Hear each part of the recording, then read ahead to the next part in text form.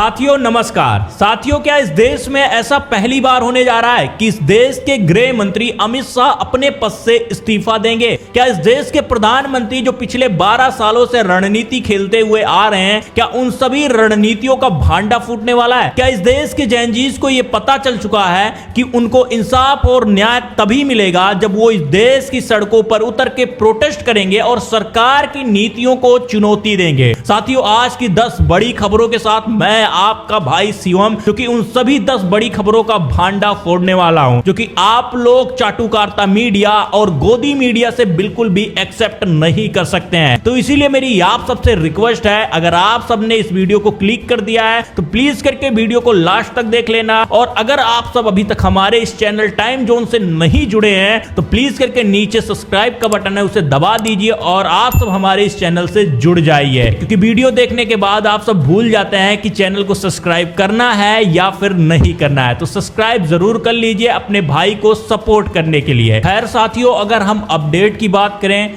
तो अभी हाल ही में हमारे देश में एक सर्वे हुआ था, युवाओं को लेकर एक सर्वे हुआ था, जिसमें देश के छात्रों से यह पूछा गया था कि आप अपने भविष्य के लिए सबसे अच्छा नेता किसे मानते हो। तो इसमें जो रिजल्ट निकल के सामने आया था वो सभी को हैरान कर चुका था, क्योंकि 77% छात्रों ने राहुल गांधी को अपना देश का सबसे अच्छा नेता माना था, और वहीं दूसरी तरफ जो है सिर्फ 23% लोगों ने ही नरेंद्र मोदी को चुना था। उसके बाद यही तक ही नहीं, उसके बाद जब ये पूछा जाता है कि आप सब देश के अगले प्रधानमंत्री किसे देख रहे हो, तो उसमें जो रिजल्ट निकल के आया पक्ष और विपक्ष के लोगों को सभी को हैरान कर चुका था, क्योंकि 68% लोगों ने एक तरफा राहुल गांधी को सपोर्ट किया और 32% लोगों ने ही नरेंद्र मोदी को अगला प्रधानमंत्री के रूप में देखना चाहा। तो इस चीज से यह साफ पता चलता है कि देश में जो लोग हैं उनके दिल में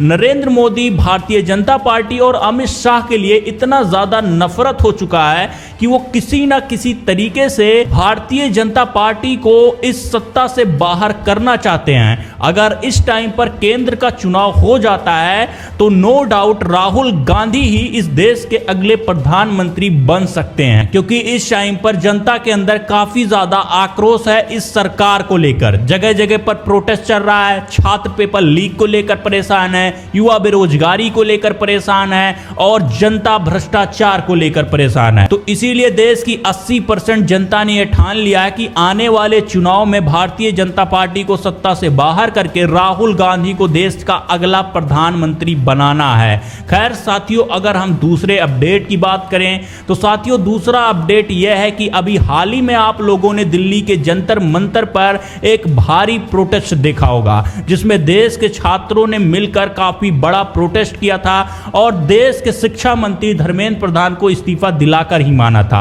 लेकिन वो पहला प्रोटेस्ट था, लेकिन अभी भी एक जगह पर प्रोटेस्ट चल रहा है झारखंड में, जिसमें छात्र लगभग 20 दिनों से प्रोटेस्ट कर रहे हैं और उनकी बातों को नहीं सुना जा रहा है। जनता का यह भी सवाल है कि राहुल गांधी जो जंतर मंतर के प्रोटेस्ट में बढ़ चढ़कर हिस्सा ले रहे थे और बाकी भी विपक्षीय पार्टी जाकर वहां पर हिस्सा ले रही थी, क्या उनको जो है झारखंड के छात्रों के ऊपर नहीं बोलना चाहिए था? क्या वो इस देश के नहीं हैं? साथियों, इन सभी सवालों का जवाब राहुल गांधी ने केवल अपने एक ही ट्वीट से दे डाला है। उन्होंने अपने ट्वीट में साफ बोला है कि झारखंड की सरकार ने जो कायराना हरकत की है, छात्रों के ऊपर बल का प्रयोग किया है और लाठीचार्ज किया है, ये बहुत ही ज्यादा निंदनीय है। ऐसा नहीं करना चाहिए था। वो हमारे देश के भविष्य है। अगर उनके साथ बल प्रयोग किया जाएगा तो हिंसा और भी ज्यादा बढ़ सकती है। सरकार को उनकी बातों को सुनना चाहिए और उनकी जो मांग है उस मांग को पूरा करना चाहिए।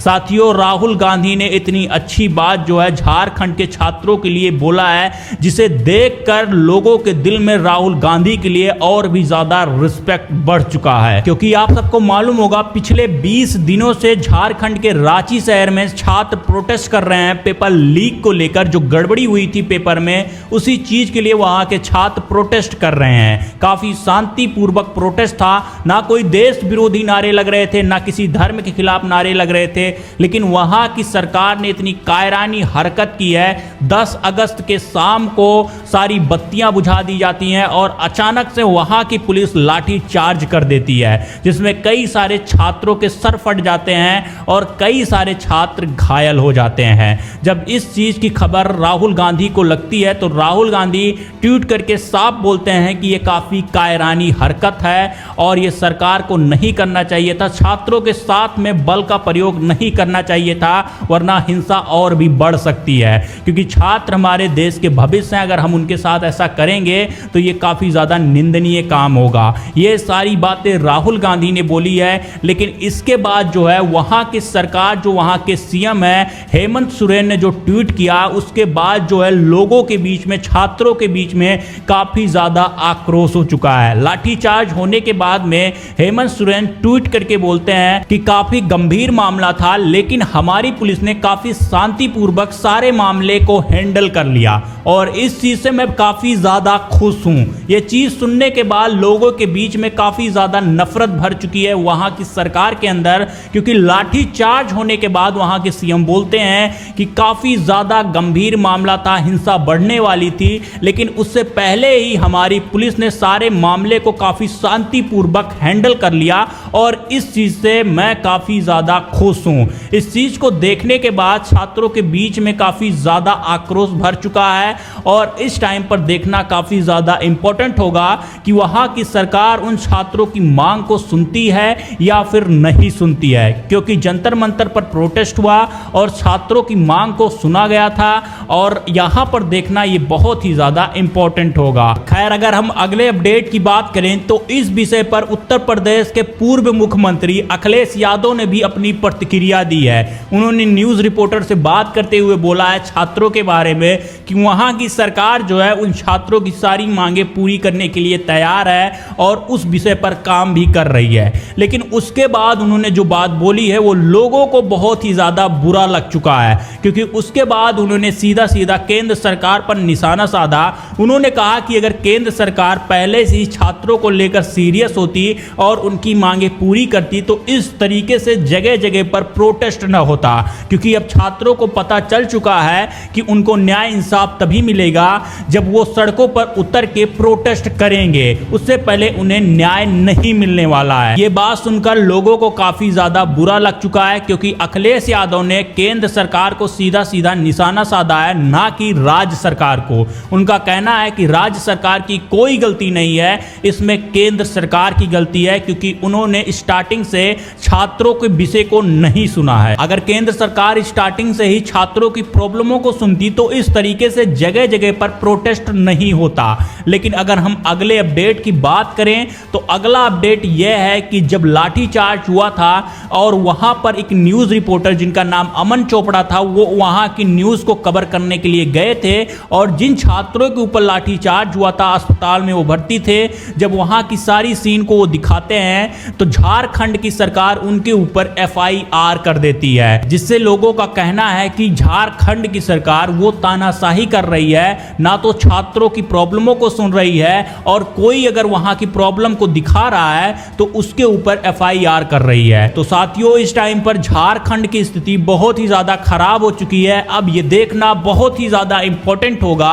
कि वहां की सरकार वहां के छात्रों की परेशानियों को सुनेगी या फिर नहीं सुनेगी। लेकिन अब अगर हम सबसे बड़े अपडेट की बात करें अमित शाह के इस्तीफे की बारे में, तो इस टाइम पर सारी विपक्षी पार्टी और सारे विपक्षी पार्टी के नेता सिर्फ यही कह रहे हैं कि अमित शाह इस्तीफा दे, क्योंकि जब से जंतर मंतर के प्रोटेस्ट में छात्रों के ऊपर लाठीचार्ज हुआ था, वाटर कैनन का प्रयोग किया गया था, गन चली थी, तब से अमित शाह सदन में नहीं आ रहे हैं। तो लोगों का कहना है और विपक्षी पार्टी नेताओं का कहना है कि इतने बड़े विषय पर जब देश में इतने ज़्यादा प्रोटेस्ट चल रहे हैं, हिंसा हो रही है और देश के गृह मंत्री और देश के प्रधानमंत्री सदन में नहीं आ रहे हैं, उनको सदन में आना चाहिए और जो लोगों का सवाल है उसका जवाब भी देना चाहिए। अगर वो सदन में नहीं आ रहे हैं तो उनको अपने पद से इस्तीफा दे देना चाहिए, क्योंकि अमित शाह और नरेंद्र मोदी जो देश के गृह मंत्री और प्रधानमंत्री हैं, दोनों ही जब से जंतर मंतर के प्रोटेस्ट में छात्रों के ऊपर लाठी चार्ज हुआ था तब से वो सदन में नहीं आ रहे हैं और विपक्ष पार्टी के जो नेता हैं वो काफी ज्यादा तंज कस रहे हैं कि उन दोनों को सदन में आना चाहिए और जो लोगों का सवाल है उसका जवाब भी देना चाहिए। और ये फर्ज बनता है एक गृह मंत्री होने के नाते और देश का प्रधानमंत्री होने के नाते कि वो लोगों के सवालों का जवाब दे।